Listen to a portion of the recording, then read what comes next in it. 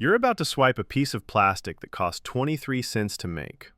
In the next second, 5 different companies will make money off you. And by the end of this video, you'll realize you've been paying for a system designed to keep you in debt forever. Welcome to Forgotten Finance, when lost money lessons come back to life. Here's a number that should terrify you. $1 trillion. That's how much credit card debt Americans are carrying right now. Not mortgage debt, not student loans, credit card debt. But here's what they don't tell you. This isn't a bug in the system, it's the entire business model. Let me take you back to 1950. A businessman named Frank McNamara forgot his wallet at dinner. Embarrassed, he had an idea. What if you could pay without cash? He created the Diners Club card. It was simple. You charged it, you paid it off at the end of the month. No interest, no fees. Fast forward to today. The average American has 4 credit cards. And if you're only making minimum payments, that $5,000 balance, it'll take you 23 years to pay off and cost you $9,000 in interest. The credit card industry makes $163 billion every single year, and most Americans have no idea how they're doing it. Let me show you the 3 invisible money machines running every time you swipe. Machine number 1, the merchant fee. You buy a $100 pair of shoes. The store doesn't get $100, they get $97. Where did that $3 go?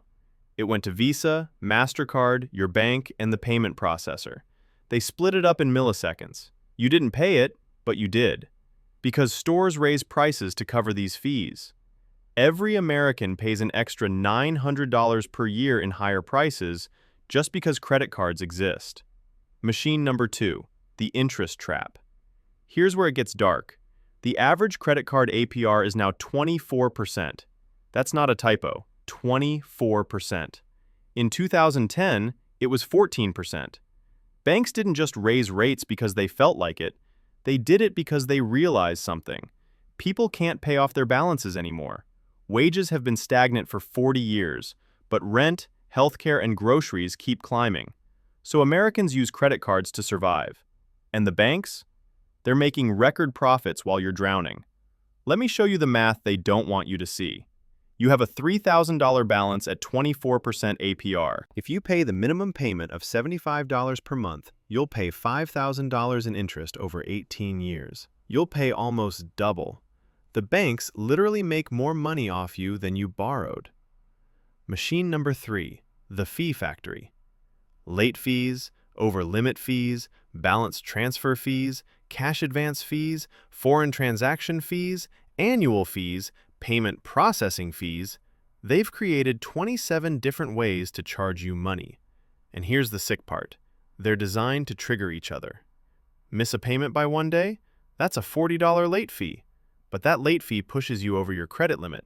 That's another $40 fee. And both of those hurt your credit score, which means your interest rate goes up. One mistake costs you $300 over the next year. But the real genius isn't the fees, it's the psychology. Credit cards are designed to make you spend more. MIT researchers found that people spend 100% more when using credit cards versus cash. Why? Because it doesn't feel like real money. It's just a swipe. You don't see the cash leave your hand. You don't feel the loss. And the rewards? Those cashback points and airline miles? They're the bait. Studies show that reward seekers spend 15% more than they otherwise would, completely wiping out any benefits. You're not beating the system is beating you. Banks literally have PhDs in behavioral psychology designing these programs. They know exactly how to trigger your dopamine, how to make you feel smart for using their card, how to keep you hooked. Now here's where it gets really disturbing. America exported this model to the entire world. In the 1980s, we deregulated the banking industry. We removed interest rate caps. We allowed credit card companies to operate from states with no consumer protection laws. South Dakota and Delaware became the home bases for every major credit card company. Why? No limits on what they could charge. Then American banks took this model global. They convinced developing countries that credit cards meant economic freedom.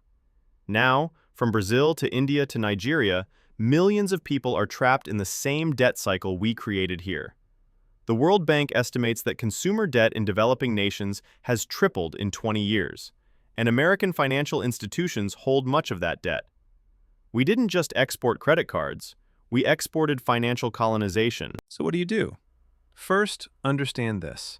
The credit card companies are counting on you not knowing this information. They're counting on you thinking it's your fault, that you're bad with money, that you just need more discipline. But discipline doesn't beat a system designed by billionaires to extract wealth from working people. Here's the truth. If you have credit card debt, you're not in a hole, you're in a trap. And the first step to escaping is seeing the bars of the cage. The credit card empire generates more profit than the entire oil industry. They're not in the business of lending you money. They're in the business of keeping you in debt forever. This is Forgotten Finance, where we bring back the money lessons they tried to bury, because the system only works when you don't understand it. Hit subscribe if you want more truth about how money really works in America. And remember, that piece of plastic in your wallet, it's not there to help you, it's there to profit from you.